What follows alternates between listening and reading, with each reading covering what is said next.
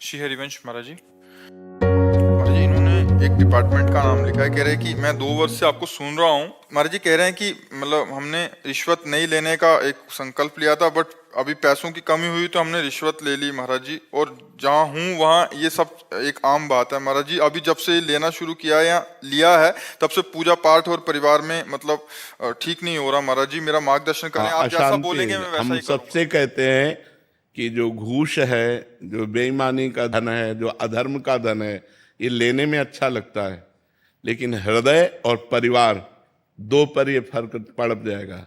हृदय अशांत हो जाएगा, देखो आप कह रहे हो पूजा पाठ में मन, और परिवार के बच्चों पर, परिवार के सदस्यों पर प्रतिकूल ऐसा प्रभाव पड़ेगा, कलह, अशांति, और ज्यादा अपवित्र धन आ गया तो अपंगता, ऐसे बहुत से घटनाएं हो जाएंगी जिनमें पूरा जीवन बर्बाद हो जाएगा।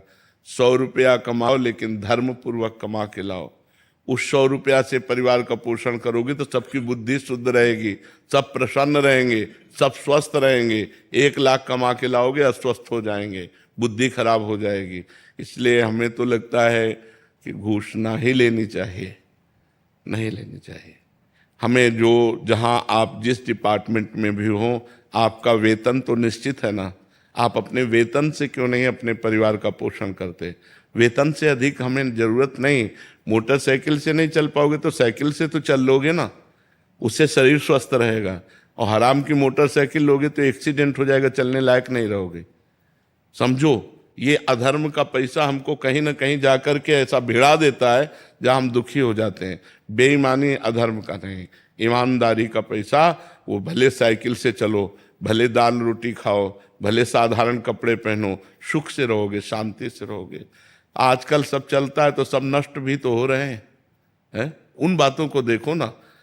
बेईमानी से करोड़ों की कार खरीदने में अच्छा लगा, रौब लगी, और जब उसका एक्सीडेंट हुआ, पिस गए तब। और धर्म से साइकिल से चल रहे हो, आराम से पूरा जीवन व्यतीत हो, वो अच्छा कि बेईमानी से वो करके नष्ट हो जाओ, वो अच्छा? दूसरों को देखते हैं तो लगता है कि इसका तो घर है, 4 गाड़ियां हैं, हमारी भी जिंदगी ऐसी हो। हम धर्म से चलते हैं, चाहे हमको जैसी भी परिस्थिति हो, हम दूसरों से होड़ नहीं मिलाएंगे। तो दूसरों को नष्ट होते हुए भी तो देखते हो ना, तो उधर बुद्धि क्यों नहीं लगाते? दूसरे जो नष्ट हो रहे हैं उन पर भी बुद्धि लगाइए ना। कितने ये दुर्घटनाएं भी तो अपने दिमाग में लाओ कि अधर्म का फल दुर्घटना है, विपत्ति है, दुख है, वो कभी भी हमारे ऊपर आ सकता है। हमें एक कदम पर विश्वास नहीं क्या घटना घटने वाली है विश्वास भला? एक कदम पर हमें विश्वास नहीं। आप आराम से पैदल चले जा रहे हो, वो ठोक दिया आकर के, बैलेंस बिगड़ा उसका, वो आके वो आपको ठोक दिया आकर। तो हम धर्म से चलें, सुरक्षित रहें, भगवान का नाम जप करें, दूसरों को कभी दुख ना दें, तो हमें दुख नहीं मिलेगा। अब हमें तो बिल्कुल इसमें अच्छा नहीं लगता कि आप घूस लेकर के अपना जीवन व्यतीत करें। नहीं, मेहनत की कमाई, धर्म की कमाई। और सरकारी डिपार्टमेंट में एक वेतन निश्चित होता है, तो उस वेतन से अपना परिवार चलाएं। बेईमानी से, जो बेईमानी में गया वो नष्ट हो गया, आज नहीं तो कल। इधर से नष्ट नहीं होगे तो भागवतिक विधान लागू हो जाएगा, वो नष्ट कर देगा। तुम खुद अशांत हो जाओगे, तुम खुद परेशान हो जाओगे, परिवार परेशान हो जाएगा, वो आपको चैन से नहीं रहने देगा। जो धन है ना, इतनी लालसा बढ़ जाएगी कि अधर्म करने में भी आपको सकुच नहीं होगी। इसलिए बेईमानी का धन तो ऐसे डरो जैसे जहर से डरा जाता है कि जहर भोजन में मिल गया तो मार डालेगा। इसलिए बेईमानी का धन नहीं भाई। सहजता से दे रहा है कोई तो। सहजता से कौन देता है? सब अंदर से पीड़ित होकर के देते हैं। सहजता से कोई घूस देता है?